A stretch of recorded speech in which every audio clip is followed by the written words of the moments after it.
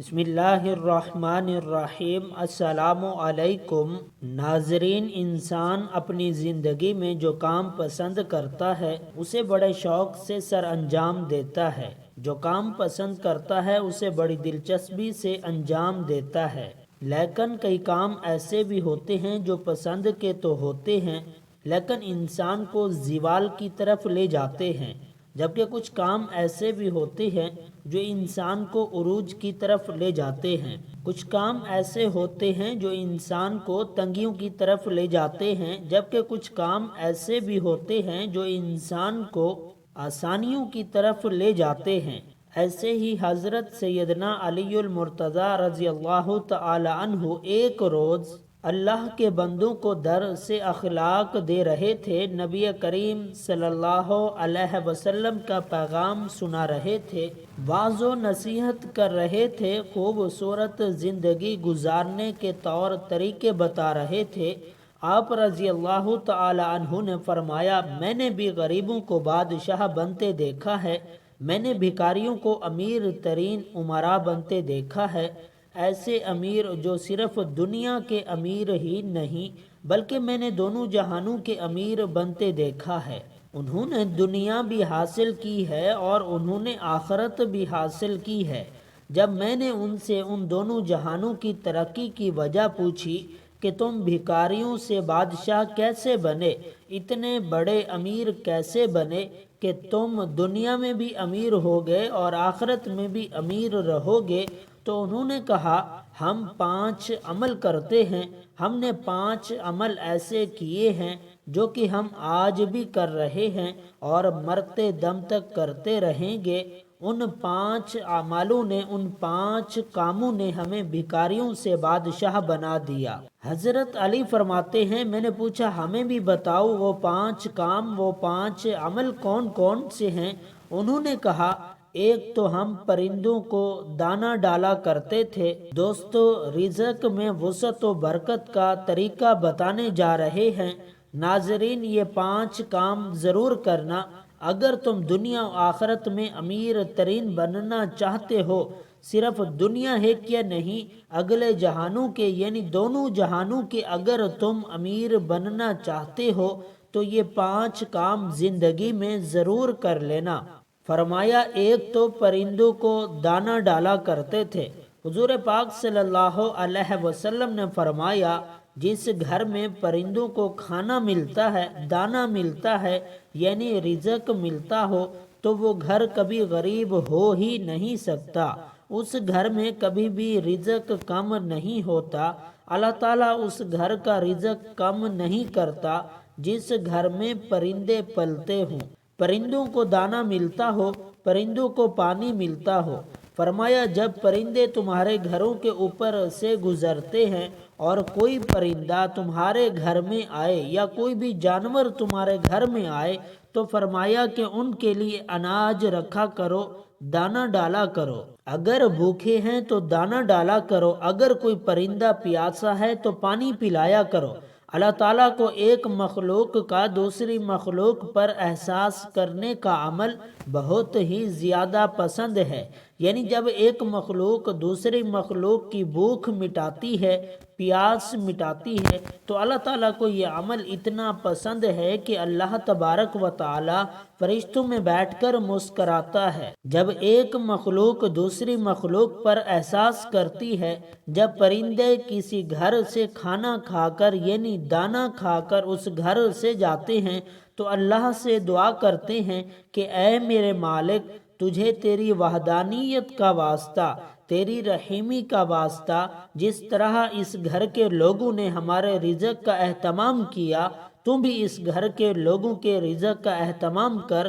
تو یوں اللہ تبارک و تعالی اپنی برکت کے تمام دروازے اس گھر کی طرف کر دیتا ہے جس گھر میں پرندوں کو کھانا ملتا ہے، جانوروں کو کھانا ملتا ہے۔ حضرت امام باقر رضی اللہ تعالی عنہ کا صاحبزادے امام جعفر صادق رحمۃ اللہ علیہ فرماتے ہیں کہ جو انسان صبح اٹھتے ہی ایک عمل کرتا ہے، اللہ تعالیٰ 3 فرشتے اس کے ساتھ ساتھ لگا دیتا ہے، یعنی 3 فرشتوں کی اس کے ساتھ ڈیوٹی لگائی جاتی ہے۔ وہ صبح دوپہر شام اس کے ساتھ ساتھ بھی رہتے ہیں۔ تو ان فرشتوں کا کام کیا ہوتا ہے؟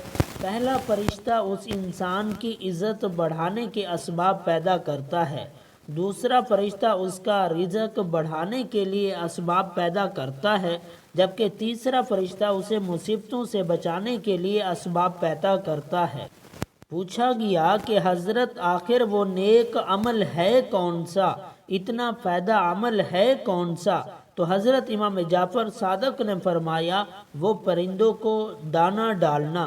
اس کے بعد حضرت علی رضی اللہ تعالی عنہ نے فرمایا کہ اس شخص نے کہا کہ ان کا دوسرا عمل یعنی دوسرا کام جو کرتے تھے وہ یہ تھا کہ وہ غریبوں کی مدد کیا کرتے تھے۔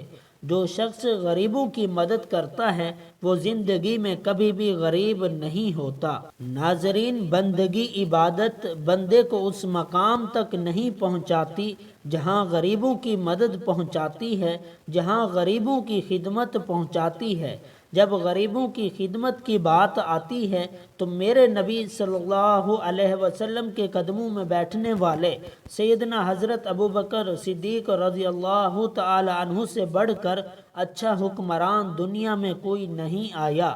اسی طرح سیدنا عمر فاروق رضی اللہ تعالی عنہ سے بڑھ کر کوئی بادشاہ نہیں ہے۔ سخاوت میں حضرت سیدنا عثمان غنی رضی اللہ تعالی عنہ سے بڑھ کر کوئی سخی نہیں ہے۔ علمی فراست میں حضرت سیدنا علی المرتضی رضی اللہ تعالی عنہ سے اچھا حکمران کوئی اس دنیا میں نہیں ہے۔ کوئی ایسا مشہور و معروف بادشاہ نہیں گزرا کہ 14 صدیاں گزرنے کے بعد بھی جس کے نام کے نعرے لگتے ہوں۔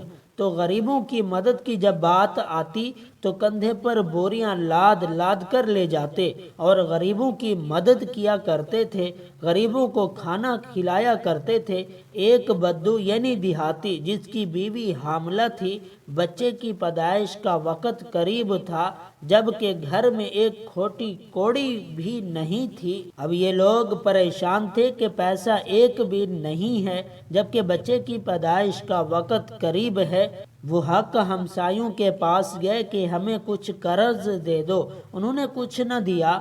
تو بدو کے ذہن میں ایک ترکیب آئی کہ کیوں نہ مدینے میں چلا جاؤں، حضرت سیدنا عمر فاروق رضی اللہ تعالی عنہ کے پاس چلا جاؤں، ان کے سامنے جا کر فریاد کروں، عرض کروں، وہ میری ضرور مدد کریں گے۔ یہ بدو اپنی حاملہ بیوی کو لے کر مدینے کی طرف جا رہا ہے۔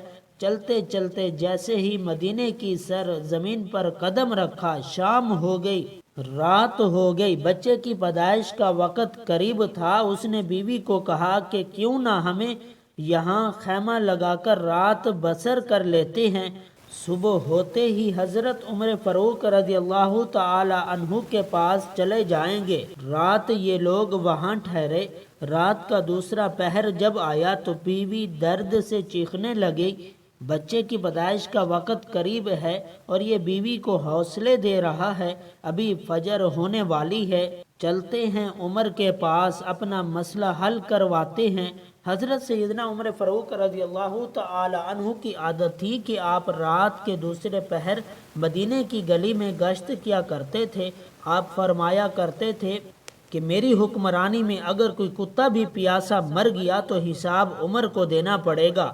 اس رات بھی حضرت عمر مدینے کی گلی میں گشت فرما رہے تھے۔ آپ نے دور سے دیکھا کہ خیمے میں آگ جل رہی ہے۔